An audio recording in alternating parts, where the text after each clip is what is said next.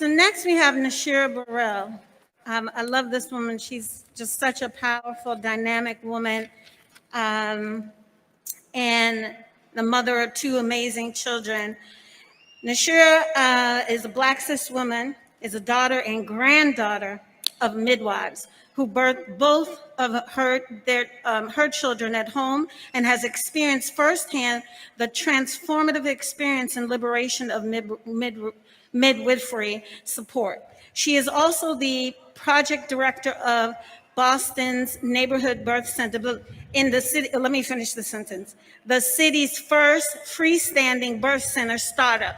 And so let's give this a round of applause. So she says she's the project director, but let's be clear, she is the visionary behind this movement.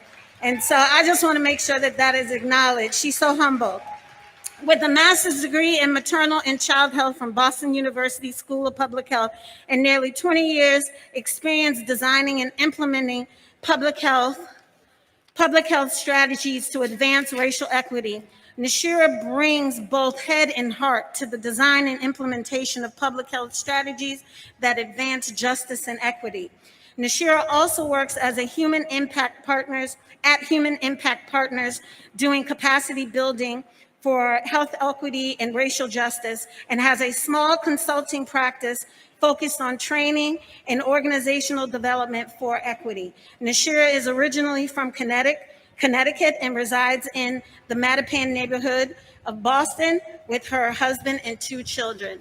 Nashira.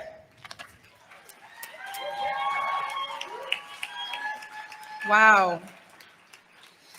Wow. Thank you.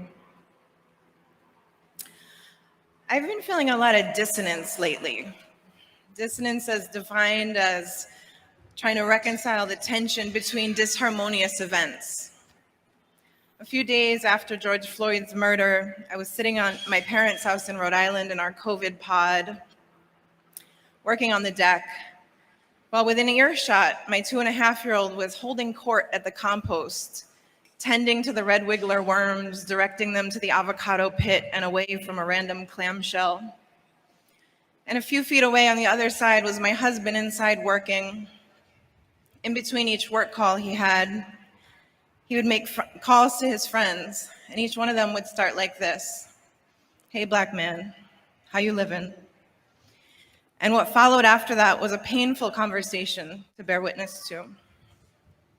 He spent much of the time of those 2 weeks we were in Rhode Island inside the house because of the increased police presence with the reopening of Rhode Island beaches.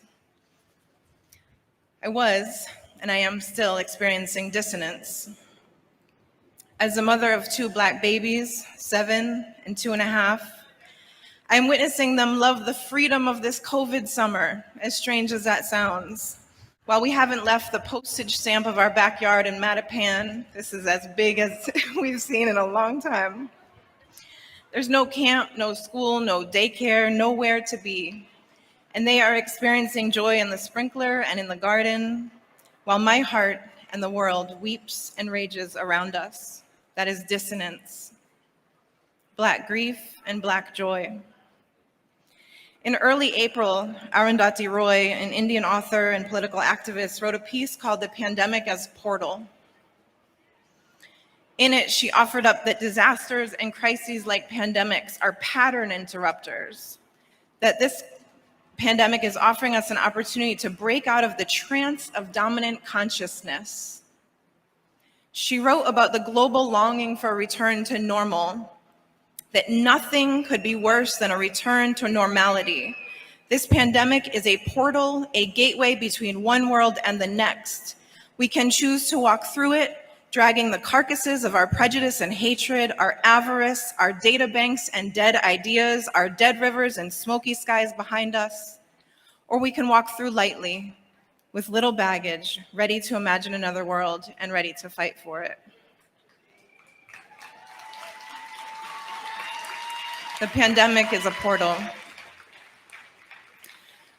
So the call to lean into this moment, thick with pandemic and police and vigilante violence, has resonated with me in recent months. I'm working to open a birth center poised to be the first freestanding birth center in Boston. Thank you. And on that first Saturday when COVID hit my neighborhood, and we started sheltering in place, I got the first of what would become 24 more. I got another 2 this week of inquiries. The voice on the other end of the line or through the text is super pregnant and asking, is your birth center open? And to every inquiry in the last 3 months, my answer has been no. Now, if I had a philanthropic commitment for every call I've gotten, we might be open by now. But it's not only in COVID that I receive these calls. We've known for a long time that a presence of a birth center would be integrated into Boston's robust healthcare landscape, improving public health and outcomes across. So a little story, a volunteer project already, 5 years. I jump for as many grant opportunities as I can. And this week, I was responding to an RFP, and I stumbled on this question that said, what are we doing differently as a result of the community response to George Floyd's murder? I'll pause here for you to take that in. The grant asked, what are we going to do differently as a response? So for $5,000, I painstakingly explained how we are doing nothing differently except doing the labor we always do to center Blackness while grieving. I told them how the crisis of this current moment is familiar to us as people who live and organize under the constant threat of conditions created by white supremacy and heteropatriarchy. Boston's first and only birth center is being built by Black mothers who face increased risk of death and infant mortality in pregnancy and childbirth, while we are working, parenting, and building a healthcare startup in the midst of a global pandemic, while we witness rampant and preventable racial inequity in COVID-19, police violence, and assaults by the media. I told them that what we are doing differently is that we are focusing on healing our hearts, staying radicalized in this moment while holding rage and sadness in our homes and in our communities, and that we remain committed to organizing to actively shift the distribution of power and resources to ensure that people of color and other structurally marginalized communities have access to safe out-of-hospital birth. My sister Ndidi spoke no word of a lie about the inequities. They are not natural. There is nothing inherently higher risk about being pregnant while Black, other than living in a society that is structured on a racial hierarchy with us at the bottom. But there's an important piece to note that when we say 4 times more likely, 200% more often, it's always relative to the white rate. That is a big illusion that we should aim to close the gap to align Black birth outcomes with those of white folks. What I learned in surveying for the birth center was that for white cis women with a graduate degree or higher, earning over $200,000 in the greater Boston area, they reported horrible experiences in childbirth and pregnancy. They felt disrespect. One person reported that the nurses made fun of her vocalizations while she was in labor.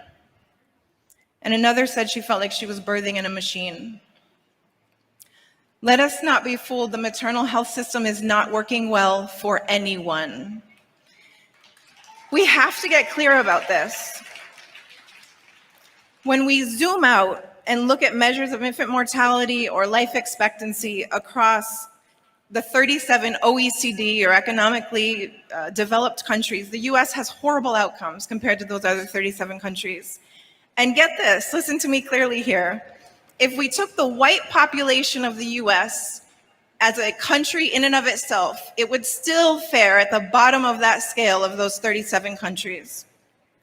We get just a hair better than the entire United States if the white population of the United States was its own country. What a distraction to try to close the gap to level Black outcomes to those of white folks. So let me pause and make a call into white folks who are here today.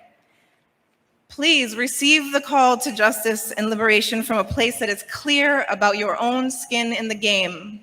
Do not fight racism because it is bad for Black people.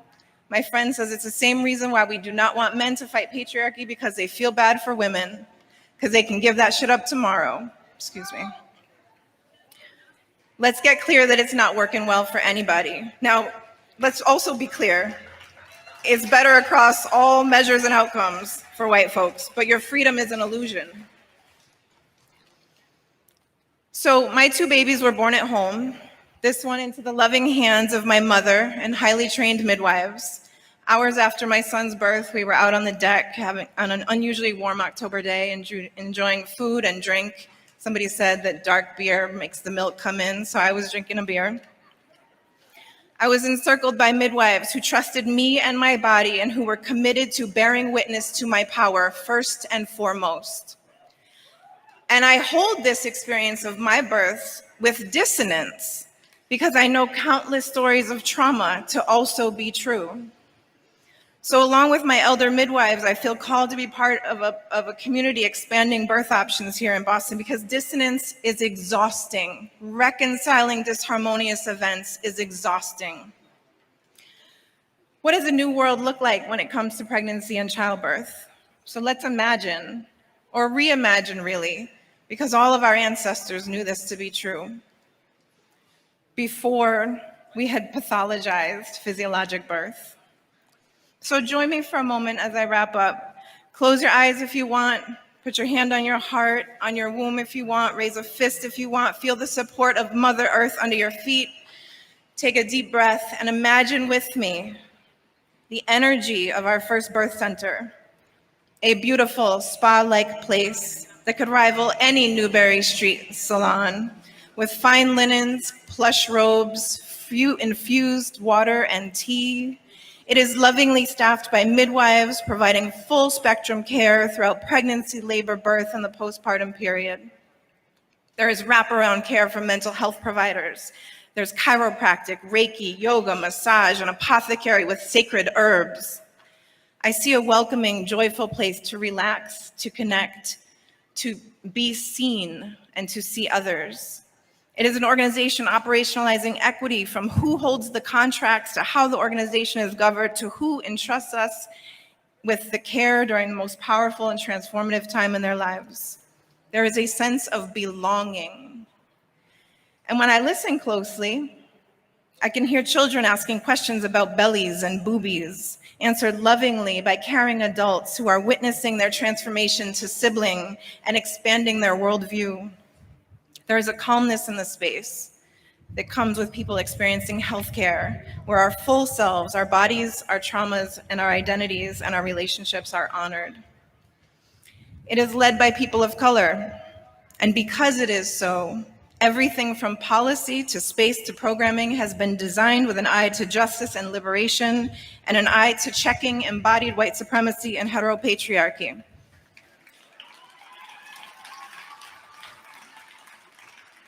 When I close my eyes, I feel Neighborhood Birth Center as a place where everyone gets free. There have been powerful studies to demonstrate the safety, cost savings, outcomes, and intergenerational healing made powerful by investing in community birth centers. Yet, as in a city as rich in healthcare resources and endowed wealth as Boston, Black, queer, trans, and disabled volunteers are rubbing 2 pennies together to open our first birth center. Dissonance. The question is now, what is getting in the way? We have to reconcile the dissonance between our espoused belief in equity and justice and our relative inaction, the threat of returning to normalcy, the desire to return to normalcy. Arundhati Roy also wrote, "Another world is not only possible, she is coming, and on a quiet day I can hear her breathing." So when I listen and I tune into a belief in abundance, I know, and when I look at you, I know that there is the wisdom and will to grow and leverage full spectrum capital for this birth center and every birth center around the country that is being asked in this moment, are you open? We need you. Thank you.